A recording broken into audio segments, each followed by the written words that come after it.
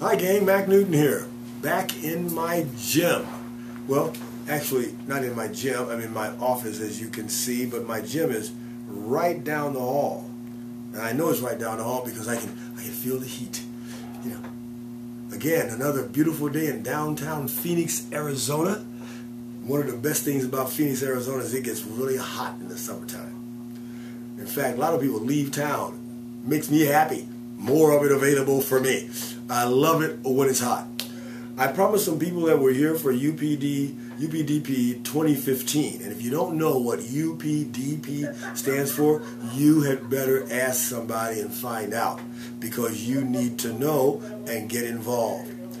It was so jam-packed, full of information, that one of the most important things that was on my mind was to talk to this group about the importance of visualization as a powerful means of self-image modification. Perhaps the most powerful way that exists today in the world. So much research has been done on this form of transforming our level of performances.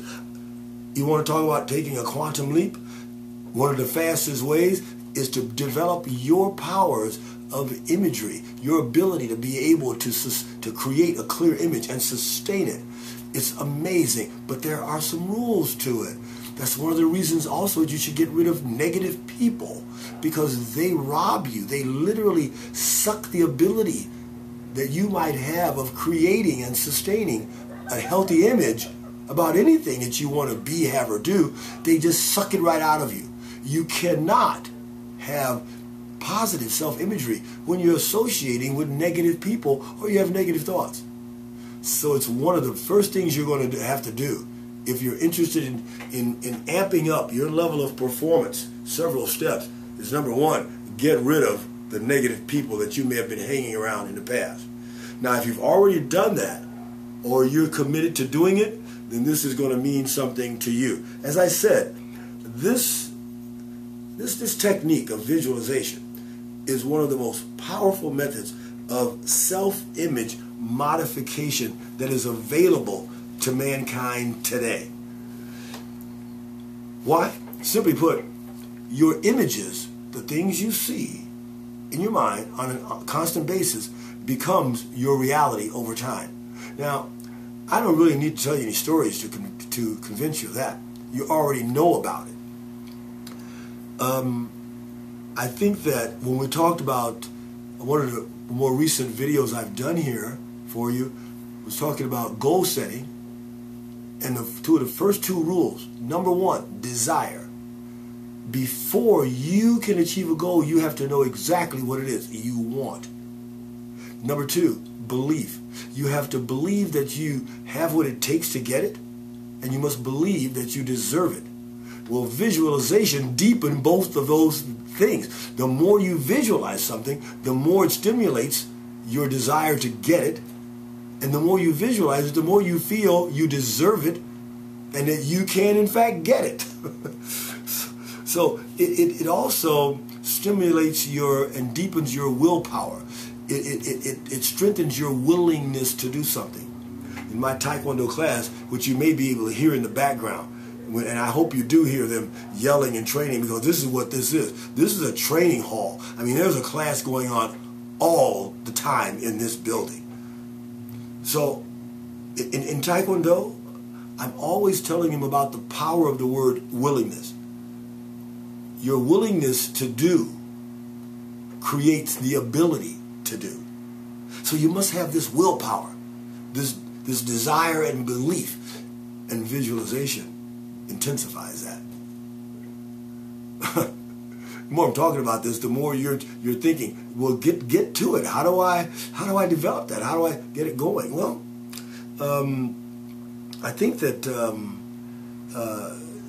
I don't want you to get in mind that this is some sort of panacea, that this is, this is the magic bullet that's going to cure everything. This is just one of several ways that we use to program our mind for success and to overcome the continuous barrage of negative programming we get from the media and television telling you constantly you're not good enough. I mean, even from your own mind or people in your circle.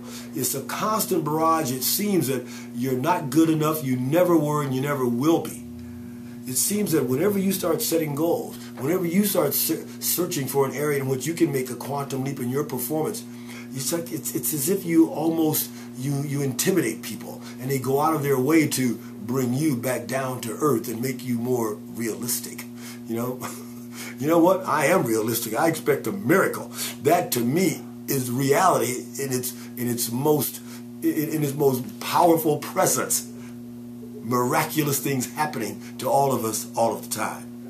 And you've got to be able to see these miraculous things happening and see them on an ongoing basis and being able to sustain them. So, right, here we go. There are 4 elements to of the process of visualization. 4 elements. Okay, the first of these is frequency. And this relates to how often you visualize this particular event or particular performance that you have to do. I remember when I gave my very first professional speech, and I'd just been doing some of the studying that I'm taking my notes from right now, and I'd gone through this part. Frequency. You have to frequently visualize yourself performing well or doing something. What I did is I visualized over and over, almost every day, I visualized getting a standing ovation at the end of my talk. Because, you see, my talk was based over an hour and a half or a 2-hour time frame. And as most of you know, I work off very, very general notes. I basically create this as I go along. I think that's the most effective way of teaching. If I make it so canned and you realize, is this coming from his heart? Does he believe this? Does he even know what he's talking about? Or is he just reading it? Well, I don't like that feeling when I see someone else doing it. So I wanted to know, I want to get this visualization of this entire audience of 2,000 people rising as one, giving me a great hand and saying, what a great job you've done. And I did it every day, every day, every day. So you know what happens? Your subconscious now sees that picture, and now it's going to give you all the words and actions and deeds and everything that you should do to bring that image about. How cool is that? It brings it about. So not only can you visualize for the actual thing you're going to do, the play you're going to make, the things you're going to, the performance itself, but actually you can create an image of how you want the response to your performance to be. And then your subconscious will create the movements or the words to make it happen. What do you think about that? That's one of the ways in which you can use it. So number 1 is frequency. I think that people who accomplish extraordinary things, people like your Blair singers in life, and well, even like at this point in my life, the things that I've been able to do over the last 15 or 20 years has been brought about as a result of my ability to visualize outcomes, my ability to visualize myself performing at a high level. So people do these things, and they're always visualizing their desired results continuously. So the second thing that you can do, the second element, is vividness. This refers to the clarity. This refers to how clear you can see something in your imagination. And there is a direct relationship between how clear you can see something to how quickly it comes about. For a lot of people, they can get a vision or an image, but it's fuzzy. It's clouded. It's not in color, it's black and white. You see, something's missing there. Usually, they don't believe they can get it. They just don't believe that they can make this thing happen. So the image, the imagination itself, it's not very clear. They really can't describe it in detail. So you have to work on that. We start with little things that you know you can do by visualizing your next step in that accomplishment and seeing yourself doing it clearly. So we got two things so far. Number one was vividness, a frequency. How often you're going to get that picture. You're going to do it over and over and over again. You're going to see yourself. If you're a martial artist, you're going to see yourself, making that punch. Bam, bam, bam, bam. You're going to see yourself doing it all the time. And you're going to do it that way all the time. Maybe it's a block. You're going to see yourself, boom, boom, boom. And each one is going to be exactly like the other. You're going to see yourself doing it. That's why dancers and gymnasts and martial artists have mirrors around all of their gyms. So they're able, it's not just for vanity, for some, I'm sure it is. It's not just for that. It's so that they can look in that mirror and see themselves perfect detail. Where are the hands located? Where is their face looking? What angle is their upper body? They see it. And then seeing that image, and when they practice, they have a diagram to work off of. Plus, you're going to send that diagram into the universe. So when the universe gives you what you want, it knows exactly what to make it look like. All right? So, two things so far. Number one,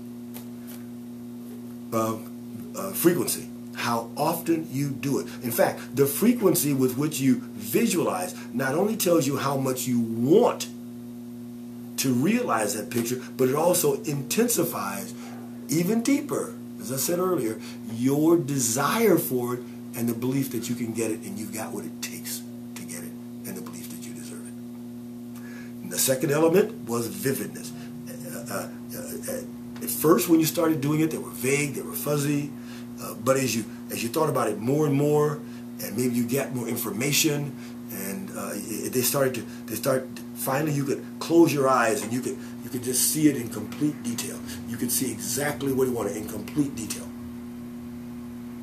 Now you're making progress. Now you're going to get exactly what it is your goal faster and faster. Right? Now, successful people are very clear about what they want. Very, very clear. Unsuccessful people, on the other hand, are unsure of what they want. They are unsure about what they want to do, unsure about what they want to be. And as a result, these images are too vague to give them any motivation, to give them a sense of urgency. They just... But when your images are clear, and when they're vivid, sparkly, you feel a sense of urgency. You feel motivated. You want to get to work on it right now. I want to tell you, UPDP ended, what is today? Today is Wednesday. UPDP ended on, last Friday.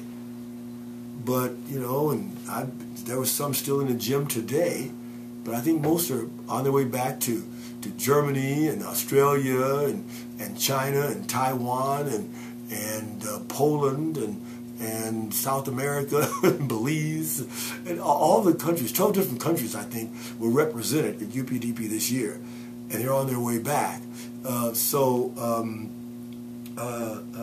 They can't wait. They can't wait to get started using these ideas. Why? Because they can still see the images that were planted in their mind at UPDP. They still see them, and those images are motivating them. People who are unmotivated, they don't have any images to work off of. They have no pictures. They can't see it. Maybe they're hanging around too many negative people. Maybe they one time or another they had a vision, but not anymore. You got to get rid of those negative people. The third dimension of visualization is intensity.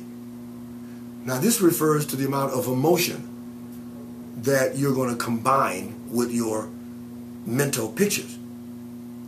I mean, when you intensely desire something, when you are excited about your goal, when you have a deep faith that you will realize it, what you're working toward, whatever it is, comes much faster. In fact, that very thing has been something I've been criticized about. Yeah, my intensity. I don't know if I like that Mack Newton guy. He's a little too intense for me. Yeah, sure. You know what? It's a compliment. It's a compliment to me. Because I am passionate about what I do. I really am. I'm passionate about making this video. I'm passionate because just talking about it stirs my senses. It gets me going. I'm excited. Now, I've already visualized what I'm going to look like to you guys. And so I don't have to think about that because my subconscious is giving me all the things I need to say and do for you to get that picture. And for you to get just as excited looking at it as I am talking about it. So, as I said, whatever it is occurs much faster when you are going to inject intensity into your frequency and into the vividness. So now we've got three elements. We've got frequency, we've got vividness or the clarity, and now we're talking about the intensity. You see, intensity is like the activating agent to this picture. It's like water to Kool-Aid. See, Kool-Aid, you got this dry powder. The activating agent that makes it the soft drink is water. So when you pour the water in, you stir it up. That was the activating agent. Intensity is the activating agent for your picture. Okay, okay, it's what you want. Okay, you're thinking about it. You're thinking about maybe it's a relationship. You want to change the dynamics of your relationship. So you're thinking about that, or maybe it's speech you want to deliver, or you want to change any element of your life, and you're visualizing it over and over and over and over and over. And then finally, by doing that, okay, you're starting to get a clearer picture. You're starting to be able to see it clearer. So be able to see it. It's clear. It's clear. It's clear. And now you're going to inject intensity. Now you're just going to use your heart, your passion, to want to bring it in faster. I got a couple notes about that, okay? Okay, here you go. When you intensely desire something, when you are excited and enthusiastic, when you have a deep faith that you will in fact realize what you're working toward, whatever it is occurs much faster. It's increasing the amount of emotion which you accompany your visualization with. It's like stepping on the gas pedal. It's like stepping on the gas pedal of your potential. This is perhaps why Ralph Waldo Emerson wrote, "Nothing great has ever been achieved without enthusiasm." Unsuccessful people, on the other hand, are continually unmotivated and unexcited about whatever it is they're doing and where they're going. Successful people are always excited. Always excited. I mean, you can barely have a conversation with them. Frequently, I've been maybe at a basketball game, or I'm even in a store, and someone will talk to me, will stop me and say, "Hey, you're Mack Newton, right?" I go, "Yeah, I am. How you doing?" They go, "Fine. Listen, it's nice to meet you. So and so told me about you, and they said you say you do this thing or that thing." I say, "Yes," and in the process of talking to me, as we're going on our way to finish shopping or whatever, the person will say, "You know what? I see why they were saying that. I mean, because your enthusiasm is contagious." And I didn't even really think I was even that enthusiastic. So if I'm going to be thought of as enthusiastic when I think I'm just having a regular conversation, you see? You see what I'm talking about? See, unsuccessful people are just emotionally unmotivated. They're unexcited. I'm not sure unexcited is a word, but I'm going to use it. They're just unexcited about what they're doing and where they're going. They have a general attitude of pessimism, which is, a subcategory of just a negative attitude, and that just keeps them functioning at a low level of energy in everything. So how in the world are they going to create an image, okay, all right, and then think about it often, all right, and then also they're going to get a clear image of what they want, and then they're going to be, okay, enthusiastic about it. That's just not going to work.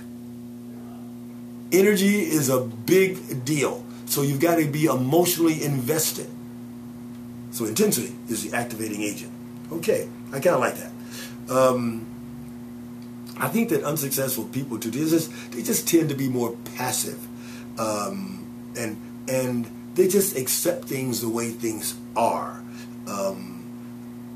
as opposed to successful people getting excited about the way they could be.